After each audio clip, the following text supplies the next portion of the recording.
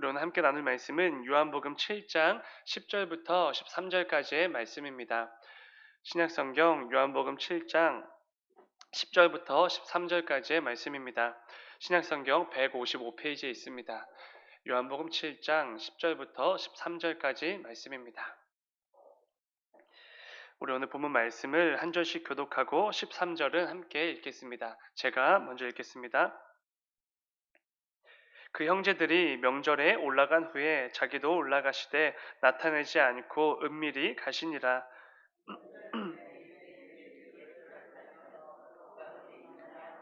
예수에 대하여 무리 중에서 수군거림이 많아 어떤 사람은 좋은 사람이라 하며 어떤 사람은 아니라 무리를 미혹한다 하나 그러나 유대인들을 두려워함으로 드러나게 그에 대하여 말하는 자가 없더라. 아멘. 잠시 기도하겠습니다. 사랑해 주님, 감사합니다. 아버지, 오늘도 우리에게 귀하고 복된 하루를 허락하여 주시니 주여 진정으로 감사를 드립니다. 또한 무엇보다 그 삶의 자리로 나아가기 전에 하나님 앞에 먼저 나와 예배로 이 하루를 열게 하시니 주여 진정으로 감사를 드립니다. 아버지, 오늘도 우리가 나아가 그 삶의 자리로 가기 전에 주의 말씀을 통해 또 찬양과 기도를 통해 하나님의 뜻을 분별해내고 오늘 하루도 하나님께서 우리의 삶에 맺어지기를 원하시는 삶의 열매들을 다시 한번 깨닫고 결단하며 나아가는 귀한 이 새벽이 될 수 있도록 주님 인도하여 주시옵소서. 주님 감사합니다. 거룩하신 예수님의 이름으로 기도드렸습니다. 아멘. 광고 말씀 하나 드리겠습니다. 오늘 우리 오랜만에 우리 어르신들과 함께 나들이를 나가게 되는 날입니다. 정말 코로나 이후에 거의 4년 만에 나가게 됩니다. 오늘 오가는 길 안전으로 오갈 수 있도록 함께 기도해 주시고 또 무엇보다 어르신들과 함께 주 안에서 즐겁고 행복한 그 발걸음들이 될 수 있도록 함께 기도해 주시기 바랍니다. 오늘 함께 읽은 말씀을 가지고 예수님을 향한 열심 이런 제목으로 말씀을 나누도록 하겠습니다. 오늘 본문의 배경은 유대인의 명절인 초막절기에 예수님께서 예루살렘으로 은밀히 가셔서 말씀을 가르치시는 그 배경이 등장하게 됩니다. 본문 10절은 이렇게 시작합니다. 그 형제들이 명절에 올라간 후에 자기도 올라가시되 나타내지 않고 은밀히 가시니라. 아멘. 그런데 예수님께서 왜 은밀히 예루살렘으로 가고 계십니까? 다른 이유가 아니지요. 예수님께 반감을 가지고 있는 대적들, 이 유대인들이 예수님을 죽이려 했기 때문에 그렇습니다. 본문 앞에 7장 6절에서는 주님께서 이렇게 말씀을 주셨습니다. 내 때가 아직 이르지 아니하였다. 사실 우리 주님은 복음서에서 늘 내 때가 아직 이르지 않았다 이렇게 자주 말씀해 주셨습니다. 그런데 예수님께서 말씀하신 그때는 언제입니까? 당연히 십자가의 때를 말씀하시는 것입니다. 우리 주님 대적들에게 잡히시고 재판받으시고 십자가에 달리시고 죽으시고 부활하신 그 십자가의 사건을 통해 우리에게 구원을 주시는 그 때를 말씀하시는 것이지요. 그런데 그 십자가의 때는 저 멀리 요한복음 18장에 가서야 이르게 됩니다. 그러니까 오늘 본문에서는 아직 주님께서 십자가를 지실 그때가 이르지 않았던 것이지요. 예수님께서는 그래서 자신들을 죽이려는 대적들을 피해 은밀히 예루살렘으로 가셨던 것입니다. 아직은 대적들에게 잡히실 때도 아니셨고 아직은 십자가에 달려 죽으실 때도 아니었던 것입니다. 이런 상황에서 오늘 본문의 내용이 진행되고 있는 것이지요. 예수님께서 대적들의 눈을 피해 은밀히 예루살렘으로 오셨을 때 아니나 다를까 이 대적들은 열심히 예수님을 찾아다니게 됩니다. 그러나 주님을 해치기 위해서 좀 잘못된 목적을 가지고 주님을 찾았던 것이지요. 본문 11절은 이렇게 말씀합니다. 명절 중에 유대인들이 예수를 찾으면서 그가 어디에 있느냐 하고 여기서 말하는 유대인들은 특별히 예수님께 반감을 가지고 있었던 유대인들을 말할 것입니다. 또 그 가운데서도 예수님을 해치기 위해서 혈안이 되어 있는 종교 지도자들을 의미하는 것이지요. 이들은 예수님을 잡아서 죽이기 위해 열심을 다해 예수님을 찾고 있었던 것입니다. 아마도 명절에 예루살렘으로 올라오게 될 수많은 무리들 틈에 끼어서 예수님이 올 것이라고 예상했던 것입니다. 그런데 본문 11절에서 사용된 예수를 찾았다라는 단어는 굉장히 열심히 담긴 단어가 사용되는 것을 보게 됩니다. 우리가 이 TV 앞에서 리모컨을 찾는 그 정도가 의 열심이 아니라 눈에 불을 켜고 집요하게 무언가를 찾고 추구하다라는 단어가 사용되는 것입니다. 그러니까 이런 것이지요. 예수님의 대적들은 예수님을 찾기 위해 정말로 열심을 다했고 자신들이 할 수 있는 최선을 다해 집요하게 예수님을 찾아다녔다. 이런 의미가 되는 것입니다. 그런데 여러분, 이러한 대적들의 모습은 어떤 점에선 굉장히 중요한 모습이기도 합니다. 그리고 어쩌면 오늘을 살아가는 우리 모든 성도들에게 반드시 필요한 모습일지도 모르겠습니다. 왜 그렇겠습니까? 비록 예수님을 찾는 그들의 목적은 잘못된 것은 사실이지만 그들은 지금 그 누구보다 열심을 다해 예수님을 찾아다니고 있기 때문에 그렇습니다.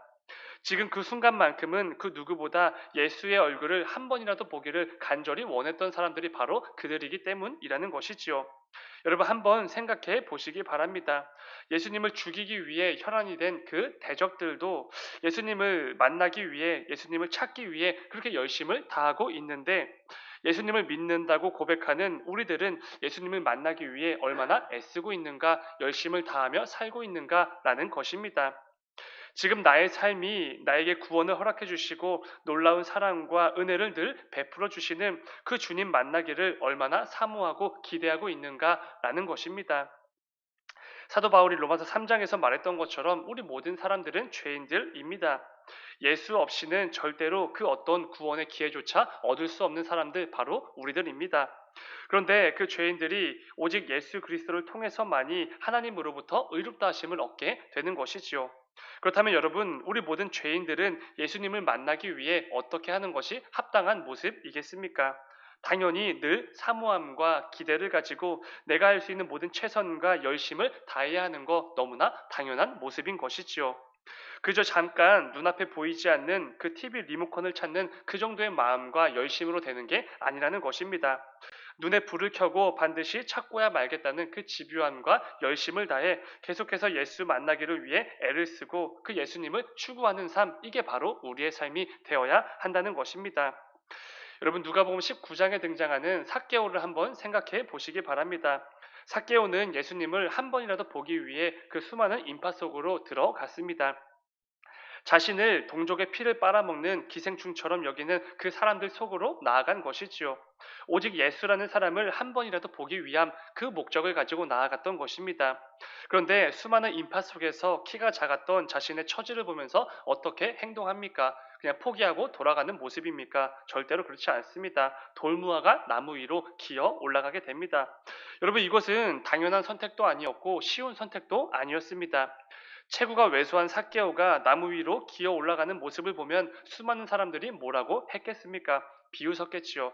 동족의 피를 빨아먹는 세리장 삭개오가 키가 작아서 저 나무 위로 기어 올라가고 있다고 손가락질을 했을 것입니다.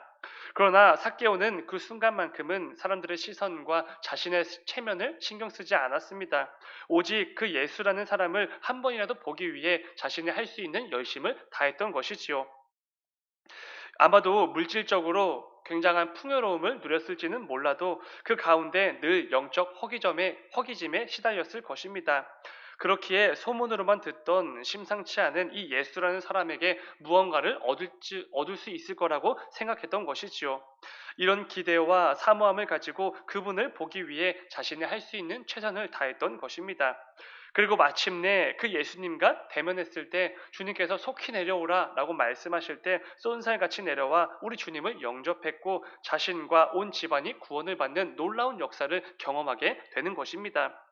사랑하는 여러분, 오늘 말씀을 통해 우리 각자의 삶도 점검해 보기를 원합니다. 예수님을 향한 삭개오의 열심과 사모함이 과연 내 삶에도 있는가라는 것입니다. 아니면 오늘 본문에 등장하는 예수님의 대적들에게조차 있었던 그 예수님을 만나기 위해 최선을 다하고 열심을 다했던 그 마음들 우리에게도 있냐는 것입니다. 소위 신앙 매너리즘이라는 말이 있습니다. 오랜 세월 매주 반복되는 신앙생활을 하다 보니 모든 것이 익숙해져 버린 것입니다. 그런데 다들 잘 아시겠지만 이 연약한 죄인들이 너무 익숙해진 나머지 예수님마저도 익숙해져 버린 것입니다. 예수님의 그 구원마저도 나를 향한 그 놀랍고 풍성하신 사랑과 은혜마저도 익숙하게 여기버리는 것이지요. 부디 오늘 말씀을 통해 우리 각자의 신앙생활을 점검해 보기를 원합니다. 내 삶의 어느 순간부터 예수님을 향한 열심과 뜨거운 마음들이 식거나 사라져 버렸다면 이 새벽에 나의 구원자가 되시는 그 예수님을 향한 첫사랑과 뜨거운 마음들이 회복되는 그 역사가 체험되게 해달라고 반드시 함께 기도하며 나아가는 귀한 새벽이 되시기를 주님의 이름으로 축원을 드립니다. 오늘 본문을 통해 또 한 가지 나누어 볼 것은 우리가 예수님을 믿고 고백하는 성도라면 성령 하나님께서 우리에게 허락해 주신 그 신앙을 늘 담대히 고백할 수 있어야 한다라는 부분입니다. 여러분, 당시 예수님은 이미 모든 사람들의 큰 관심의 대상이셨습니다. 물론 그것이 좋은 목적이든 안 좋은 목적이든 큰 관심의 대상이셨지요. 그렇기에 어딜 가든지 예수님에게 늘 사람이 몰렸고 예수님에 대한 이야기들로 여기저기 넘쳐났습니다. 그런데 오늘 본문에는 특별히 예수님에 대하여 서로 다른 이야기를 하는 사람들이 등장하는 것을 보게 됩니다. 본문 12절의 말씀입니다. 예수에 대하여 무리 중에서 수군거림이 많아 어떤 사람은 좋은 사람이라 하며 어떤 사람은 아니라 무리를 미혹한다 하나. 크게 두 부류의 사람이 등장하는 것을 보게 됩니다. 한 부류는 예수님을 좋은 사람 이렇게 평가를 하게 됩니다. 근데 여러분, 여기서 사용된 이 좋은, 좋다라는 단어는 하나님의 선하심을 의미하는 그 단어가 사용이 됩니다. 그러니까 일반 그 사람들이 저 사람 착하다, 좋은 사람이다 이 정도의 의미가 아니라는 것이지요. 예수님을 하나님과 같이 선하신 성품을 가진 분, 이렇게 뭔가 비범하고 뭔가 범상치 않은 분 이렇게 여겼다는 것입니다. 이것은 나아가 예수님이 메시아로서 이 땅에 오신 어떤 신적 권위를 가지신 분이시라고 많은 사람들이 생각하고 있었다는 것입니다. 그런데 반면에 이런 사람들도 있었습니다. 예수님을 그저 미혹하는 자 이렇게 평가를 했던 것이지요. 많은 무리들은 미혹해서 거룩한 백성들을 잘못된 길로 인도하는 거짓 선지자 이 정도로 좀 부정적인 생각을 가지고 있었던 것입니다. 그런데 여러분, 중요한 것이 무엇입니까? 본문 12절에 이어지는 13절의 말씀에 의하면은 그 예수님에 대해서 여러 가지 이야기들, 말들이 일어나고 있었지만 그저 이것들은 자기들만의 수군거림이었다는 것입니다. 어디 가서 대놓고 담대하게 예수님에 대해서 평가하고 말하고 있던 것이 아니라 아무도 듣지 못하게 자기들끼리 조용히 수군거리고 있었다는 것이지요. 본문 말씀은 그 많은 사람들이 대놓고 예수에 대해서 담대히 말하지 못하고 그저 숨어서 말했던 이유를 이렇게 설명합니다. 이어지는 13절의 말씀입니다. 그러나 유대인들을 두려워함으로 드러나게 그에 대하여 말하는 자가 없더라. 그러니까 예수님에 대해서 대놓고 말했던 사람들이 아무도 없었던 것이지요. 유대인들, 즉 종교 지도자들을 두려워해서 예수에 대해서 말했던 자가 없었던 것입니다. 왜냐하면 종교 지도자들은 지금 예수를 죽이기 위해 혈안이 된 상태이기 때문에 그렇습니다. 그래서 그 누구도 섣불리 예수에 대해서 담대하게 말하고 다닐 수 없었던 것입니다. 그 상황에서 이 지도자들 앞에서 예수에 대해서 괜히 말을 꺼냈다가 어떤 해코지를 당하지 않다는 그런 보장이 없기 때문에 그렇지요. 그런데 여러분, 여기서 굉장히 중요한 부분이 있습니다. 예수님을 그저 이 사람들을 미혹하는 이단 정도로 여긴 사람들은 그렇다고 쳐도 예수님을 메시아, 하나님이 보내신 분으로 여기던 자들이 사실 큰 문제일 것입니다. 왜 이분들이 문제가 되는 것입니까? 이들은 종교 지도자들의 그 핍박이 두려워서, 상황이 두려워서 예수님을 향한 자신들의 신앙을 숨기고 있기 때문에 그렇습니다. 예수님이 분명 좋은 분이라는 것을 알고 믿었지만 그 상황이 좋지 않기 때문에 완전히 숨어버렸다는 것이지요. 그런데 여러분, 이들의 이 엉터리 같은 모습을 우리가 손가락질할 수는 없을 것입니다. 왜냐하면 우리 역시 이럴 때가 정말로 많기 때문에 그렇습니다. 예수님을 구주로 내 삶의 참된 주인으로 믿고 고백하는 성도임에도 불구하고 우리 역시 상황에 따라 혹은 함께 있는 사람들에 따라서 이 신앙을 숨겨버릴 때가 정말로 많기 때문에 그렇습니다. 사랑하는 여러분, 오늘 말씀을 통해 스스로에게 이런 질문을 던져보기를 원합니다. 나는 세상 사람들의 시선과 풍조로 인해 수시로 이 신앙을 숨기거나 버려버리는 그 모습으로 살아가고 있는가? 아니면 어느 때라도 내게 허락된 그 신앙을 드러내기 위해서 열심을 다해 애를 쓰는 삶을 살고 있는가? 라는 질문입니다. 여러분, 나에게 비록 이 예수를 믿는다는 사실을 숨길 만한 그럴듯한 나름의 이유가 있다고 해도 그 이유 과연 예수님에게도 내밀 수 있냐는 것입니다. 아무리 그럴듯한 핑계나 이유가 있다고 하여도 내 신앙을 담대하게 고백하지 못하는 거, 담대하게 드러내지 않는 거 반드시 점검해 보아야 할 부분이라는 것이지요. 세상에는 이런 말이 있습니다. 가만히 있으면 중간이라도 간다. 정말로 살면서 이 말이 맞다는 것을 느낄 때가 와닿을 때가 정말로 많이 있습니다. 진짜로 가만히 있으면 중간이라도 갈 때가 있습니다. 그런데 여러분 중요한 것은 신앙에 있어서는 중간은 없다라는 것입니다. 예수 그리스도를 향한 우리의 신앙에 있어서 절대로 중간은 없습니다. 가만히 있으면 중간이 아니라 영적인 죽음에 불과한 것이지요. 예수님 안에 거하는 빛의 자녀들이든지 어둠 그 자체인 진노의 자녀들이든지 두 부류밖에 없는 것입니다. 신앙에 있어서는 절대로 중간은 없습니다. 그런데 우리는 이 세상을 성도로서 살아가면서 이 애매한 중간에 위치할 때가 얼마나 많은지 모릅니다. 그런데 이 신앙생활 정말로 위험한 것이지요.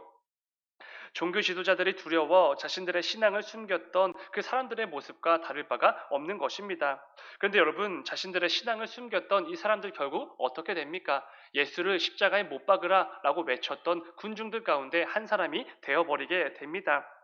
사랑하는 여러분, 오늘 말씀을 통해 계속해서 우리의 삶을 점검하기를 원합니다. 상황에 따라서 또 함께 머물고 있는 그 사람들에 따라서 수시로 신앙을 숨기고 버리는 이런 애매한 신앙인으로서 살아가고 있는지, 아니면 어느 때라도 상관없이 예수 그리스도를 향한 그 신앙을 담대히 고백하며 살아가고 있는지 반드시 점검해 보기를 원합니다. 이를 통해 나의 구주가 되시고 내 삶의 참된 주인이 되시는 그 예수 그리스도를 향한 신앙의 고백을 늘 어느 순간에서라도 담대하게 외치며 나아가는 저와 여러분의 삶이 되기를 주님의 이름으로 축원을 드립니다. 잠시 기도하겠습니다.